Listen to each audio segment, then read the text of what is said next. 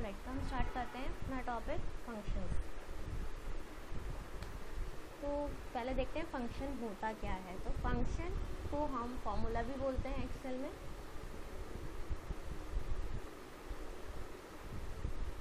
और फंक्शन का एक अपना सिंटेक्स होता है, equal to function name bracket, bracket के अंदर कुछ पैरामीटर्स आते हैं। फंक्शन का इस्तेमाल हम करते हैं डेटा के कंट्रोल, मैनिपुलेशन और एनालिसिस के लिए। तो I will just share my screen और फिर हम स्टार्ट करते हैं।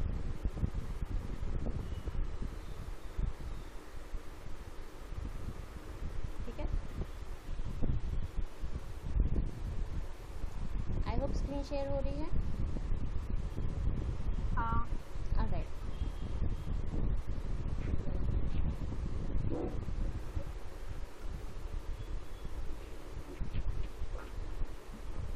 ठीक है। तो फंक्शंस आर बेसिकली ये फार्मूलाज होते हैं जिनके थ्रू हम कोई ना कोई एक्सप्रेशन इम्प्लीमेंट करते हैं। तो जब हम इसकी बात करते हैं तो फंक्शन हमेशा इक्वल टू साइन के साथ स्टार्ट होगा, फंक्शन का अपना नाम होगा, ब्रैकेट्स ओपन ब्रैकेट क्लोज होंगे, और ब्रैकेट के अंदर हो सकता है हमें कुछ पैरामीटर्स देने पड़ेंगे। ठीक है, इस बीच में डिफरेंट डिफरेंट टर्म्स हैं, जैसे बीच में जो है ये फंक्शन का नाम है, ये पैरामीटर्स होते हैं जो हम फंक्शन में यूज़ करेंगे। फंक्शंस दो तरीके के होंगे, एक आपका होता है बिल्ट इन फंक्शन, एक होता है यूज़र डिफाइंड फंक्शन।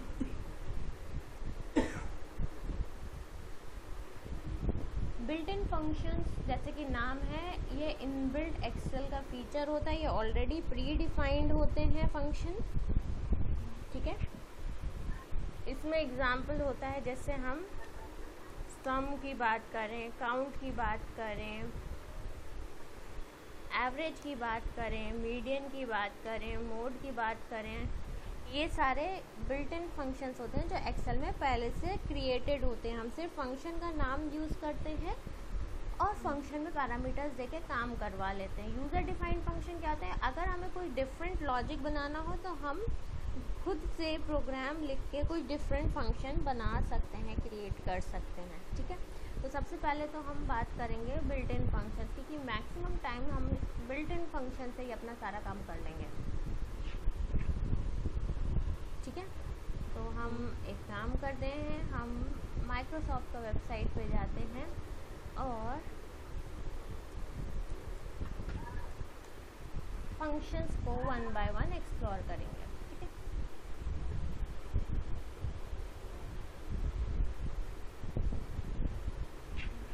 ठीक है, तो अब अगर हम बिल्ट इन फंक्शंस की ही बात करें तो बिल्ट इन फंक्शंस में भी फर्दर कैटेगराइजेशन हम कर सकते हैं, यानी न्यूमेरिक डेटा के लिए कौन से फंक्शंस काम करेंगे, आपके स्ट्रिंग फंक्शन रिलेटेड डेटा के लिए कौन से फंक्शंस कॉल करेंगे, आपके डेट टाइम रिलेटेड कौन से फंक्शंस होते हैं वो अलग हो जाते हैं, आपके लॉजिकल फंक्शंस अलग होते हैं। ठीक है, तो इस तरीके के हम डिफरेंट डिफरेंट कैटेगरीज को एक्सप्लोर करने वाले हैं अब। ठीक है, तो सबसे पहले हम स्टार्ट करते हैं, यहाँ पे एक आपके डेटाबेस फंक्शंस भी होते हैं। ठीक है, तो मैं आपको एक्सेल भी ओपन कर लेती हूँ और हम साथ के साथ डिटेल में देखते हुए करते हैं।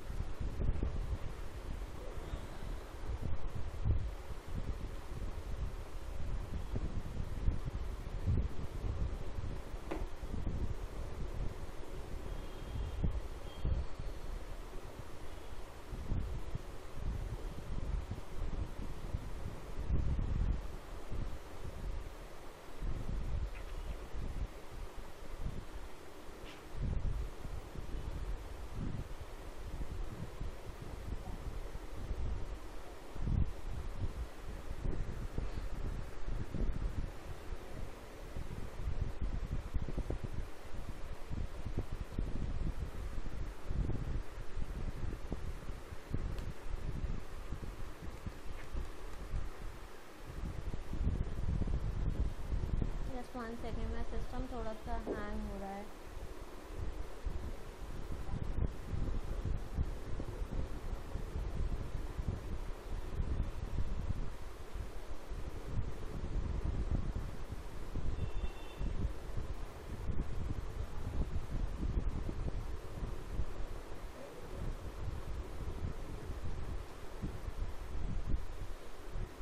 इसमें ही ओपन कर लेते हैं।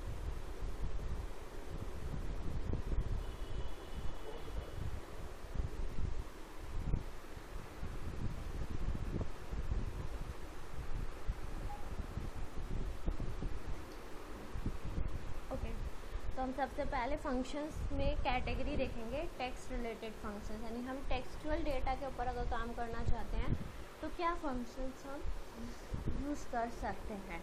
सबसे पहला फंक्शन हम देखते हैं अपर फंक्शन। ठीक है, अपर फंक्शन का काम होता है, जैसे इसका नाम है अपर, हमारा जो भी टेक्स्ट होगा उसको अपर केस में कन्वर्ट करने के लिए हम इसका इस्तेमाल करेंगे।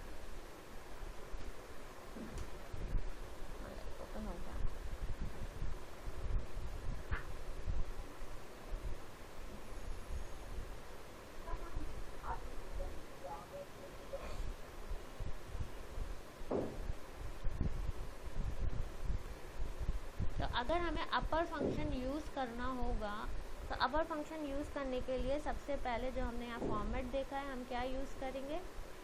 फंक्शन यूज़ करने के लिए सबसे पहले हमें इक्वल टू का साइन यूज़ करना पड़ता है।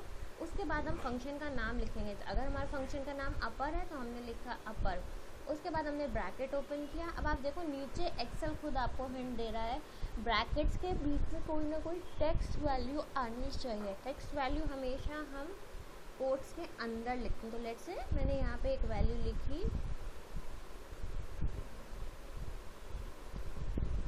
इस वैल्यू को लिखने के बाद ब्रैकेट बंद कर दिया। दैट मीन्स ये जो मेरा टेक्स्ट है मीनाक्षी, इसको अपर केस में कन्वर्ट करेगा इसे। तो आप देखो मैंने स्मॉल में लिखा था लेकिन अपर फंक्शन यूज़ किया तो ये किस में कन्वर्ट हो गया, अपर केस में। ठीक है, एक तरीका तो ये है, टेक्स्ट को हम डबल कोट्स के अंदर टेक्स्ट वैल्यू देख सकते हैं, या फिर अगर लेट्स से हमारा टेक्स्ट जो है वो किसी दूसरे सेल में है तो हम सेल का रेफरेंस उठा सकते हैं। फॉर एग्जाम्पल लेट्स से मेरा जो टेक्स्ट है वो यहाँ लिखा हुआ है सेल A1 में, तो मैं क्या करूँगी, मैं अपर फंक्शन के अंदर सेल A1 का रेफरेंस यूज़ कर लूँगी एंड हम फंक्शन के ब्रैकेट को बंद कर देंगे। तो भी आप देखो यहाँ ये जो मनीष लिखा हुआ था इसमें सिर्फ एक लेटर कैपिटल था, बाकी स्मॉल था, लेकिन जब हमने अपर फंक्शन में भेजा A1 को तो हमारा ओवरऑल मनीष कैपिटल में आ रहा है। अब इस यहाँ पे बस एक चीज़ ध्यान रखनी है, जो ओरिजिनल डेटा है A1 में वो चेंज नहीं कर रहे, हम अपने नए सेल में फॉर्मूला जो लिख रहे हैं, जहाँ फॉर्मूला लिखा होगा वहाँ रिजल्ट में अपर केस में कन्वर्ट हो जाएगा। ठीक है, सेम वे में सेकेंड फंक्शन है लोअर। जैसे अपर केस में कन्वर्ट करता है, लोअर का काम होता है converts all letters in a string to lower case. Lower case में हम ब्रैकेट देंगे, अगेन हमें टेक्स्ट देना होगा। लेट्स से मैं यहाँ पे टेक्स्ट में इंडिया लिखती हूँ। अब क्योंकि लोअर केस कॉल हो रहा है तो मैंने पूरा कैपिटल में भी लिखा होगा तो भी वो डेटा को क्या करेगा, लोअर केस में कन्वर्ट कर देगा। सेम अगर मैं टेक्स्ट डायरेक्ट टेक्स्ट ना दे के सेल के रेफरेंस के थ्रू देना चाहें हम, तो हम यहाँ से सेल रेफरेंस भी दे सकते हैं। लेट्स से E14 सेल का डेटा को I want to convert into lower, तो you will notice lower case का काम क्या है, it will convert the text or the cell reference जो भी डेटा होगा उसको कन्वर्ट कर देगा ये स्मॉल लेटर्स में, लोअर केस में। Third one is proper. Proper का काम होता है पहला लेटर तो आपका कैपिटल आए वर्ड का, बाकी सब क्या हो स्मॉल में आ जाए, उसको हम प्रॉपर केसिंग बोलते हैं। तो इसको यूज़ करने के लिए हम लिखते हैं इक्वल टू प्रॉपर और हम अपना टेक्स्ट दे सकते हैं या सेल का रेफरेंस दे सकते हैं। तो हमारा ये क्या करेगा, proper function it will convert, अगर हमने फुल कैपिटल दिया हो फुल स्मॉल दिया हो तो ये क्या करेगा, पहला लेटर कैपिटल बना देगा, बाकी सबको स्मॉल में कन्वर्ट कर देगा। ठीक है, नेक्स्ट फंक्शन है हमारा लेफ्ट फंक्शन। तो लेफ्ट फंक्शन का काम क्या होता है, एक्सट्रैक्ट करेगा डेटा को, कैरेक्टर्स को लेफ्ट हैंड साइड से। यानी अगर हमारे पास कुछ डेटा लिखा हुआ है, देखिए हमारे पास ये इंडिया लिखा हुआ है। अब इसमें अलग अलग कैरेक्टर्स हैं। लेफ्ट हैंड से हम काउंटिंग करेंगे तो इधर से काउंटिंग होगी, राइट हैंड से काउंटिंग करेंगे तो पीछे से काउंट होगा, ठीक है। अब हम इसका फंक्शन देखते हैं। लेफ़्ट का फंक्शन कैसे होता है, लेफ़्ट के लिए हम यूज़ करते हैं equal to left bracket open. अब देखो सबसे पहले हमें टेक्स्ट देना है, हमें किस टेक्स्ट वैल्यू से लेफ़्ट कैरेक्टर्स उठाने हैं। तो लेट्स से हम इसी से उठाते हैं और कॉमा लगाने के बाद हमें देना पड़ेगा हमें कितने कैरेक्टर्स पिक करने हैं। जैसे यहाँ लिख के आ रहा है ना नंबर ऑफ कैरेक्टर्स। तो जब हम एक्सेल में फॉर्मूला यूज़ करते हैं तो बेसिकली फॉर्मूला आपको खुद हिंट देगा कि इसके फंक्शन में क्या क्या पैरामीटर्स आने वाले हैं। Let's say I am saying कि मुझे 3 कैरेक्टर्स चाहिए, तो मैंने यहाँ लिखा है 3। तो आप देखो हमारा अगर G14 में वैल्यू थी मनीष, मैंने कहा मनीष में से मुझे लेफ़्ट हैंड साइड से 3 कैरेक्टर्स डिस्प्ले करा दो, तो MAN मनीष। सेम हम लगा सकते हैं डायरेक्ट टेक्स्ट वैल्यू के लिए भी।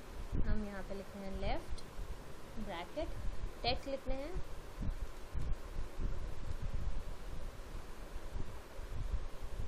ये हमारा कुछ टेक्स्ट है। अब हमें बताना है कितने कैरेक्टर्स चाहिए। लेट्स से मैं कह रही हूँ कि आई वांट 4 कैरेक्टर्स, ठीक है। लेफ्ट का ऑपोजिट है राइट। राइट क्या करेगा, राइट हैंड साइड से आपके कैरेक्टर्स को पिक करेगा। तो हमने नॉमेनक्लेचर देखा, राइट इधर से चल रहे थे तो लेफ्ट था, राइट हैंड साइड से आएंगे तो राइट है वो। तो राइट में भी हमें पहले टेक्स्ट देना पड़ता है। तो जैसे हम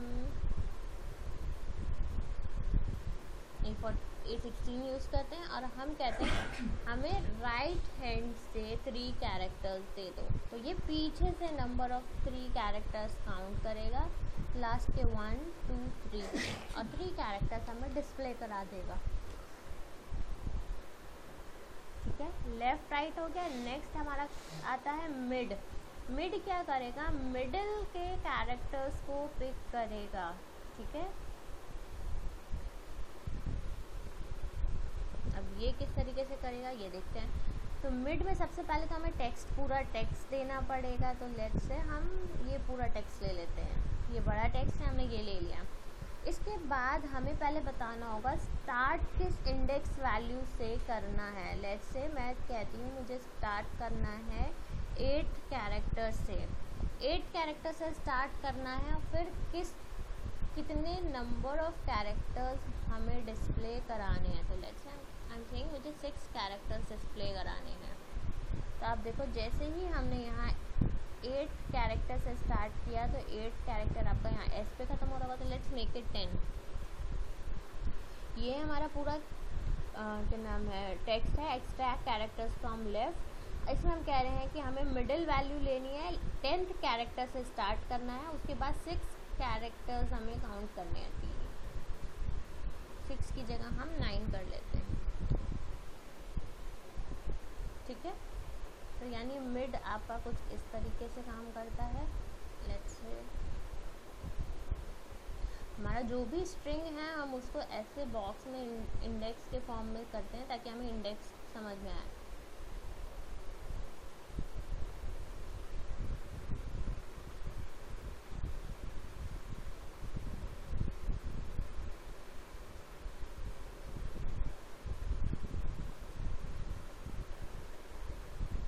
लेट्स से ये हमारा टेक्स्ट है इंडिया। हम अपने जो कैरेक्टर्स हैं उनको इंडिविजुअल नंबरिंग में कन्वर्ट करते हैं और हमारा यहाँ से आप देखो इंडेक्स का काउंटिंग स्टार्ट होता है। तो अब अगर हम यहाँ पे बोलते हैं, जैसे यहाँ पे हमने मिड लगाया हुआ है, हमने कहा है 3rd कैरेक्टर से पिक करना है। तो हमारा ये कैरेक्टर 1 स्टार्ट होता है, character number 2, character number 3, character number 4 and character number 5, यानी हमारे टोटल 5 कैरेक्टर्स हैं इस स्ट्रिंग में। और हम जब भी बोलेंगे कि हमें मिड से लेट्स से थर्ड से वैल्यू उठानी है और हमें 2 कैरेक्टर्स चाहिए, थर्ड से उठा के कैरेक्टर 1 कैरेक्टर 2, यहाँ पे वैल्यू एंड हो जाएगी। तो यानी जो हमें डिस्प्ले में दिखेगा वो दिखेगा डी और आई, ठीक है। इस तरीके से टेक्स्ट डेटा स्ट्रिंग डेटा में हम ब्रेक करेंगे और हमारा लेफ़्ट है, राइट है, मिड है, उनके बेसिस पर डेटा को पिक करेगा, ठीक है। मिड क्लियर है। आगे बढ़ते हैं नेक्स्ट फंक्शन पे। टेक्स्ट के नेक्स्ट फंक्शन की बात करेंगे विच इज़ कॉनकैटिनेशन। अगर हमारे पास मल्टीपल स्ट्रिंग्स हैं जिनको हमें जोड़ के लिखना है, एक साथ लिखना है, वहाँ हम कॉनकैटिनेट का इस्तेमाल करते हैं। कॉनकैटिनेट फंक्शन का काम होता है टेक्स्ट को ज्वाइन करने का। लेट्स से हमारे पास एक ए है, एक बी है, एक सी है, ठीक है। और आई वांट कि ये तीनों स्ट्रिंग्स को मैं जोड़ पाऊँ, एक जगह लिख पाऊँ, तो हम क्या करेंगे, कॉनकैटिनेट फंक्शन का इस्तेमाल करेंगे। कॉनकैटिनेट फंक्शन के अंदर हम 1 बाय 1 टेक्स्ट देते हैं जो हमें ऐड करने हैं। अगर हमें सेल रेफरेंसेस दे रहे हैं तो let me give cell references.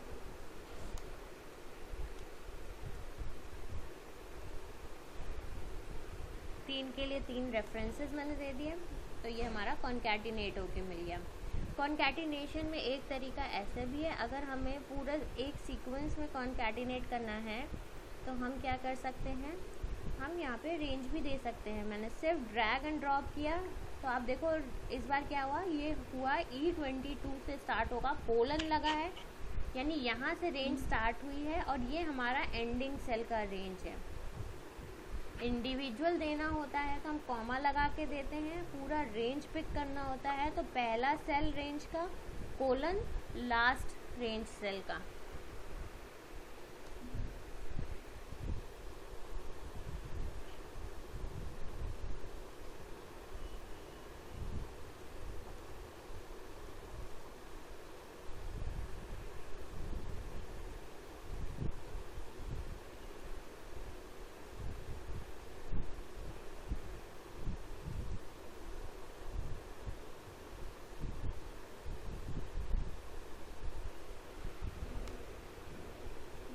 या फिर हम इंडिविजुअल टेक्स्ट को दे सकते हैं, जैसे हमने टेक्स्ट बोला ए, हमने टेक्स्ट बोला बी एंड हमने टेक्स्ट बोला सी। दो ब्रैकेट्स आ गए हैं, अब ठीक है। तो चाहे तो हम टेक्स्ट के बेसिस पे कर लेते हैं या फिर हम क्या कर सकते हैं, हम सेल रेफरेंसेस के बेसिस पे कर सकते हैं। तो ये था हमारा कॉनकैटिनेट फंक्शन। नेक्स्ट फंक्शन है लेंथ फंक्शन। लेंथ फंक्शन क्या करेगा, ये हमारे स्ट्रिंग का लेंथ काउंट करके देगा कि हमारे स्ट्रिंग में कितने कैरेक्टर्स हैं। तो इस फंक्शन का नाम है लेन। लेन के अंदर हमें टेक्स्ट देना होता है। Let's say I am saying this text, तो इट इज शोइंग इसमें हमारे पास 8 कैरेक्टर्स हैं।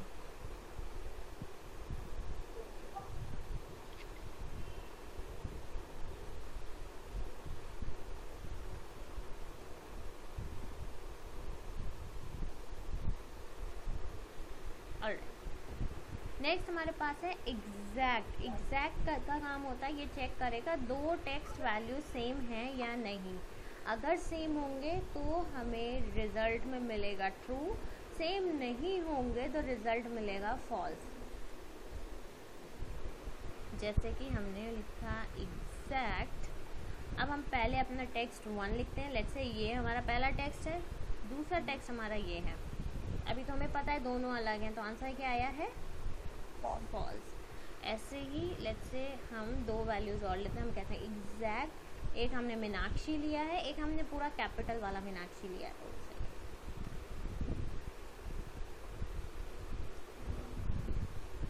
ये वाला लेते हैं, तो भी आंसर आया है फॉल्स। क्यों? क्योंकि एक पूरा कैपिटल में था, एक पूरा प्रॉपर केस में था।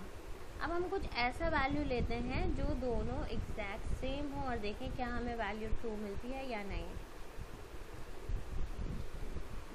एक ये मनीष हो गया,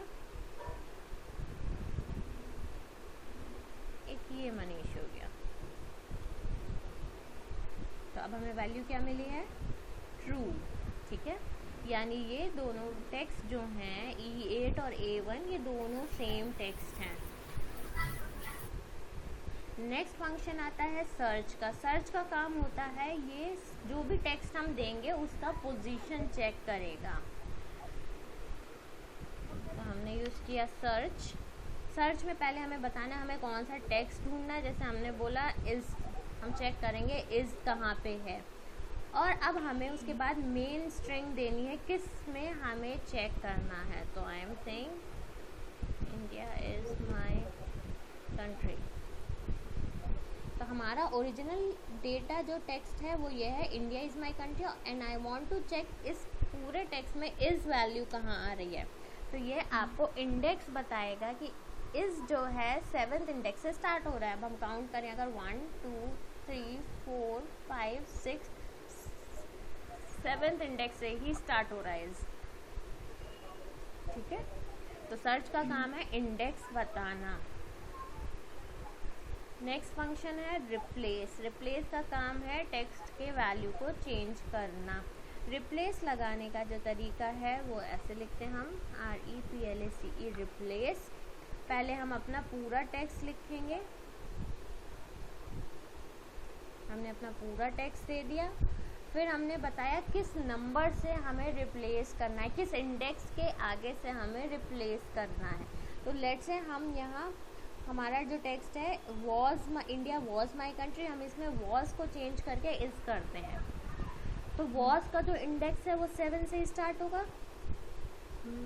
कितने कैरेक्टर्स हमें रिप्लेस करने हैं, तो WAS 3 कैरेक्टर्स हमें चेंज करने हैं। और ये जो 7th इंडेक्स से लेके 3 कैरेक्टर्स हम रिप्लेस करेंगे, इसकी जगह नया वैल्यू क्या डालना है।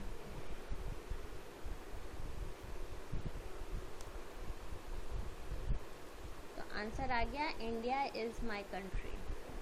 इसको समझ लेते हैं, इसमें थोड़े पैरामीटर ज़्यादा हैं।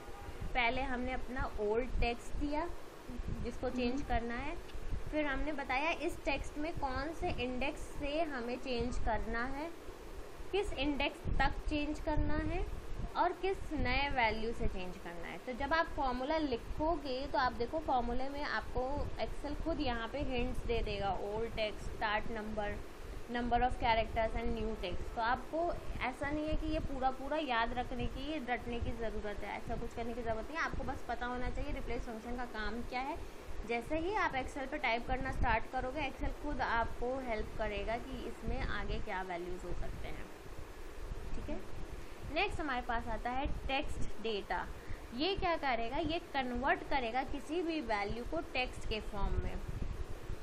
बेसिकली जब हम फॉर्मेट चेंज करते हैं एक सेगमेंट से दूसरे सेगमेंट में, वहाँ हम इसका इस्तेमाल करते हैं। अब जैसे हमारे पास यहाँ पे हमने टेक्स्ट फंक्शन यूज़ करा हुआ है। टेक्स्ट फंक्शन में हमने बोला है टेक्स्ट किसका निकालना है, C1 पे वैल्यू है 7 एक इंटीजर वैल्यू है, एंड वी आर सेइंग हमें इसका फॉर्मेट चेंज करना है। किस फॉर्मेट में करना है, दिस इज़ द फॉर्मेट में पहले $साइन आए, 1 10 100 तक के वैल्यूज़ आए, डॉट लगा के 2 डेसिमल प्लेसेस लग जाएं।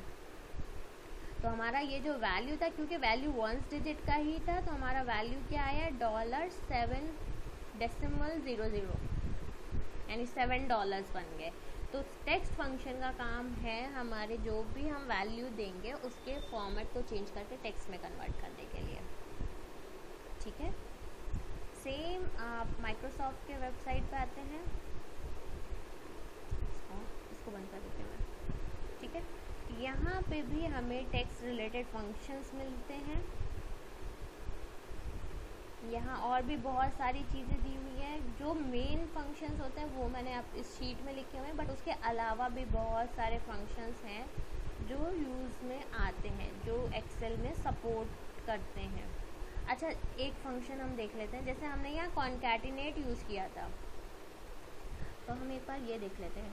कॉनकैटिनेट, अगर हम कॉनकैटिनेट करें इस मनीष को कॉमा इस मनीष को, तो यू विल नोटिस मनीष और मनीष के बीच में गैप नहीं आता है।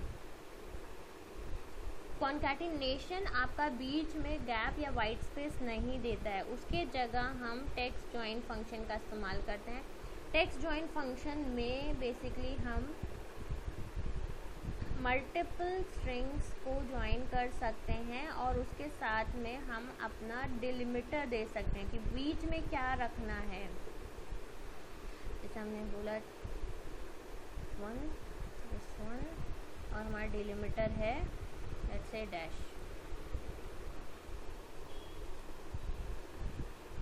टेक्स्ट जॉइन फंक्शन नहीं मिला क्या?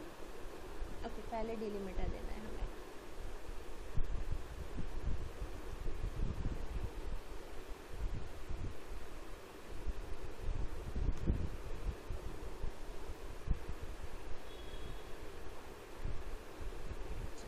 सेकेंड, टेक्स्ट जॉइन फंक्शन नए वर्जन के साथ काम करता है। अभी आई थिंक मेरे में पुराना वर्जन इंस्टॉल्ड है इसलिए इट्स नॉट वर्किंग, तो मैं आपको गूगल शीट पे दिखा देती हूँ। गूगल शीट पे सपोर्ट करेगा।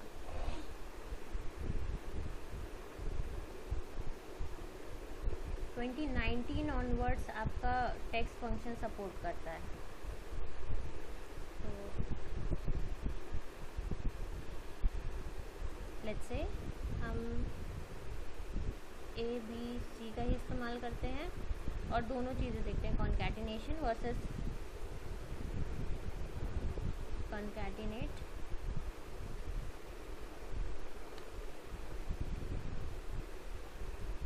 String 1 comma string 2 comma string 3। Concatenation में without white space without any gap आता है। यही अगर हम टेक्स्ट जॉइन के थ्रू करेंगे तो पहले हमें डिलिमिटर देना होता है, तो I am using a dash as a delimiter. Text 1 text 2 text 3।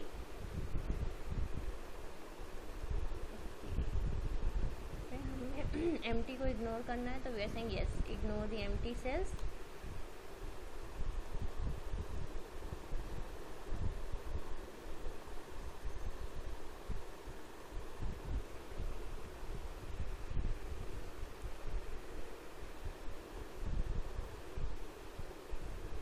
Now it is correct.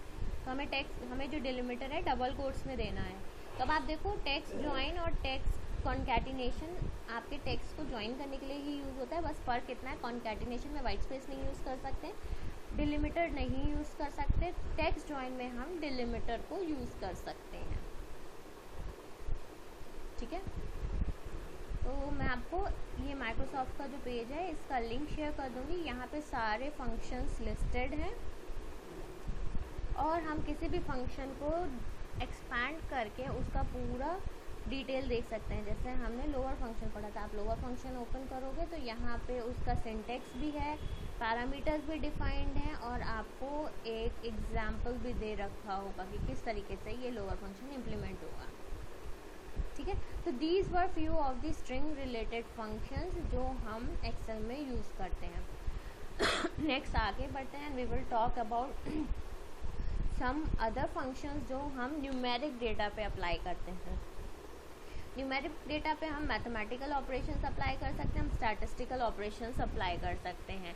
अब लेट्स से हमारे पास ये डेटा है, ये नंबर रिलेटेड डेटा है। ठीक है, अगर हमें किसी नंबर का एब्सोल्यूट वैल्यू निकालना हो तो हम एब्सोल्यूट फंक्शन कॉल कर सकते हैं। एब्सोल्यूट फंक्शन क्या करेगा, नेगेटिव नंबर को पॉजिटिव इक्विवेलेंट में कन्वर्ट कर देगा।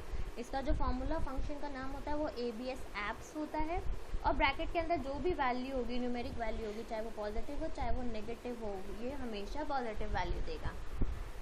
नेक्स्ट है इंटीजर, INT। इंट फंक्शन क्या करेगा, ये हमेशा क्या करता है, कोई भी वैल्यू आप दोगे, कोई भी नंबर आप दोगे, उसको इंटीजर में कन्वर्ट करता है। तो जैसे अगर हमने अपने इंट फंक्शन के अंदर एक डेसिमल वैल्यू दिया है, डेसिमल वैल्यू को ये इंटीजर में कन्वर्ट कर देगा, यानी डेसिमल पार्ट को डिस्कार्ड कर देगा। डिस्कार्ड करते ही हमें जो डेटा मिलता है वो क्या मिलता है, 1236.76 डिस्कार्ड हो जाता है। ठीक है, मैथमेटिक्स रिलेटेड फंक्शंस है ये। नेक्स्ट है मॉड फंक्शन। तो मॉड फंक्शन क्या करता है, मॉड्यूलस वैल्यू देगा। मैथ्स में मॉड्यूलस वैल्यू क्या होती है, अगर हम जैसे लेट्स से हम कहते हैं हम 5 को डिवाइड करते हैं 2 से, तो ये 2 2 ज़ा 4 होता है, रिमाइंडर बचता है हमारा 1। यहाँ दो चीज़ें, दो अलग अलग फंक्शन हमारे पास आएंगे। एक तो आ गया ये जो रिमाइंडर है, तो रिमाइंडर जो वैल्यू है ये हमारा मॉड्यूलस वैल्यू कहलाता है। और ये आपका क्वोशिएंट होता है 2 जो ऊपर आ रहा है, ठीक है। डिविडेंड, डिवाइजर, ये सारी चीज़ हमने मैथ्स में पढ़ रखी है। तो मॉड फंक्शन क्या करेगा, ये बेसिकली हमारा रिमाइंडर वैल्यू बताएगा कि हमारा रिमाइंडर में कितना वैल्यू आ रहा है। तो हम क्या करते हैं, let's say we are saying, mod function को यूज़ करने के लिए हम इस तरीके से करेंगे, इक्वल टू मॉड, पहले हम नंबर देंगे, किस नंबर को डिवाइड करना है, लेट्स से हम सेइंग 15 और 2 से डिवाइड कर रहे हैं हम, तो 15 को 2 से डिवाइड करेंगे तो वी नो हमेशा रिमाइंडर क्या बचेगा, 1। तो modulus function will give us the value of the remainder, जो पहले नंबर को दूसरे नंबर से डिवाइड करने के बाद मिलेगा। SQRT स्क्वायर रूट कैलकुलेशन के लिए यूज़ होता है, तो हम इसका यूज़ ऐसे करते हैं, इक्वल टू SQRT और हम नंबर देंगे, किस नंबर का स्क्वायर रूट निकालना है। लेट्स से हम देंगे 64 का स्क्वायर रूट क्या होगा, 8 का स्क्वायर करते हैं तो 64 आता है। पावर हम कब लगाते हैं, जब हमें लेट्स से हमें कुछ ऐसा लिखना होता है 2 raise to the power 3 mathematics में। इसका मतलब क्या होता है, 2 इंटू 2 इंटू 2, इसका मतलब ये होता है। और वैल्यू क्या आती है, हमारा आंसर क्या आता है, 8। तो इस टाइप के ऑपरेशंस को जब हम पावर फंक्शन का इस्तेमाल करना चाहते हैं एक्सेल में, तो हम लिखते हैं इक्वल टू पावर, पहले हम नंबर लिखेंगे, लेट्स से हमें 2 को नंबर है बेस नंबर, और कितना पावर रेस करना है, हम कह रहे हैं 3 पावर रेस करना है, यानी 2 को 3 टाइम्स मल्टीप्लाई करना है, तो हमारा आंसर आता है 8। राउंड फंक्शन का काम होता है नियरेस्ट डेसिमल वैल्यू के हिसाब से राउंड ऑफ करने का। तो हम इसको इस तरीके से लिखते हैं, राउंड, हमने अपना पूरा डेसिमल वैल्यू लिखा, कॉमा लगा के हमने बताया कितने डेसिमल स्पेसेस तक हमें वैल्यू चाहिए। जैसे यहाँ पे हमारे पास 4 डेसिमल प्लेसेस तक वैल्यू आ रहा है, हमने बोला हमें सिर्फ 2 डेसिमल प्लेसेस डिस्प्ले कराने हैं, तो यू विल नोटिस सिर्फ 2 डेसिमल तक वैल्यू राउंड ऑफ हो जाएगी। अच्छा, यहाँ जो वैल्यू थी राउंड ऑफ में, हमने बेसिक मैथमेटिक्स में पढ़ा है, राउंड ऑफ करते टाइम अगर जैसे 2 डेसिमल प्लेसेस तक हमें वैल्यू चाहिए, इस सेकेंड डेसिमल के बाद का जो डेसिमल वैल्यू है अगर वो 5 से बड़ा होता है तो क्या होता है, लास्ट डिजिट में 1 हम ऐड कर देते हैं, तो आपका जो रिज़ल्ट आता है 1236.57 आता है, ठीक है। 0.5678 था, क्योंकि 6 के बाद जो नंबर है 7 दैट इज़ ग्रेटर देन 5, तो हम 6 में 1 ऐड कर लेते हैं, बेसिक मैथमेटिक्स। राउंड से सिमिलर एक फंक्शन होता है ट्रंकेट। ट्रंकेट का काम होता है ट्रंकेट करना टू दी लोअर वैल्यू, यानी चॉपिंग करना, आप जो भी स्मॉलेस्ट लोवेस्ट वैल्यू हो उस पर चॉप कर देना। ट्रंकेट में भी हम पहले डेसिमल वैल्यू देते हैं एंड देन हम देते हैं कितने डिजिट तक हमें चॉप करना है, कितने डिजिट के बाद से हमें ट्रंकेट करना है। अब ट्रंकेट में जैसे हमने बोला 2, तो मतलब 2 डेसिमल प्लेस के बाद का सारा डेटा हम रिमूव कर देंगे, उससे हमें मतलब नहीं रह जाएगा। अब ट्रंकेट में क्या है, ट्रंकेट में हम लोवेस्ट वैल्यू, जो भी लोवेस्ट नंबर है वहाँ तक ही रखते हैं, तो ट्रंकेट करके हमें फ़र्क नहीं पड़ेगा इस 2 डिजिट के बाद 5 से बड़ा नंबर है छोटा नंबर है, उससे कोई मतलब नहीं है, उसके बाद का सारा डेटा रिमूव हो जाएगा। तो there is a slight difference between rounding off and truncate, ठीक है। ये हमारे मैथमेटिक्स फंक्शन है। मैथमेटिक्स फंक्शंस में हम कुछ और चीज़ें भी देखते हैं, जैसे हमारा काउंट। लेट्स से हमारे इस सेल के रेंज में डेटा है, आई वांट टू काउंट कि कितने सेल में डेटा है हमारे पास, तो वी कैन यूज़ काउंट, और मैंने यहाँ ड्रैग एंड ड्रॉप किया, इट इज़ शोइंग काउंट कितना है 5, यानी 5 सेल्स में वैल्यू है। अब यही काउंट मैं लगाती हूँ एंड आई एम टेकिंग एक एडिशनल रेंज ले रही हूँ, मैं 2 ब्लैंक सेल्स भी इंक्लूड कर रही हूँ। ब्लैंक सेल्स इंक्लूड करने के बावजूद हमारा काउंट ने कितने वैल्यूज़ दिए, 5, दैट मीन्स ये कह रहा है 5 में ही डेटा है। आपने रेंज 7 सेलेक्ट करी है लेकिन डेटा 5 में ही है, तो ये काउंट फंक्शन का काम होता है। काउंट फंक्शन में एक हमारे पास काउंट ए भी होता है। काउंट ए 1 सेकेंड, काउंट ए के लिए हम आपको इस तरीके से करते हैं। यहाँ पे मैं लिखती हूँ, ठीक है, टेक्स्ट वैल्यू लिया है, ये नंबर वैल्यू है, ये टेक्स्ट वैल्यू है। अगर हमने यहाँ पे पहले सिर्फ नंबर वैल्यूज लिए थे, जैसे ही हमने यहाँ पे टेक्स्ट वैल्यू भी ले लिया F31 से F36,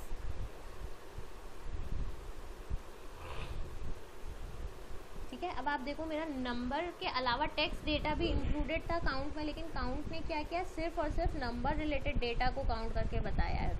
अगर मैं ये देखना चाहूँगी एक्चुअल में मेरे कितने सेल्स में डेटा आ रहा था, तो वो ठीक नहीं बताया इसने।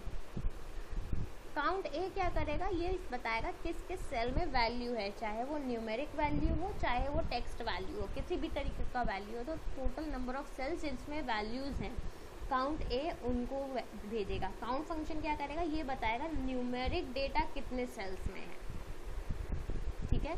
काउंट और काउंट ए में ये डिफरेंस होता है। काउंट ए क्या करेगा, आपका टेक्स्ट नंबर्स दोनों का काउंट देगा, वहीं काउंट सिर्फ काउंट यूज़ करेंगे तो वो सिर्फ और सिर्फ नंबर्स देगा।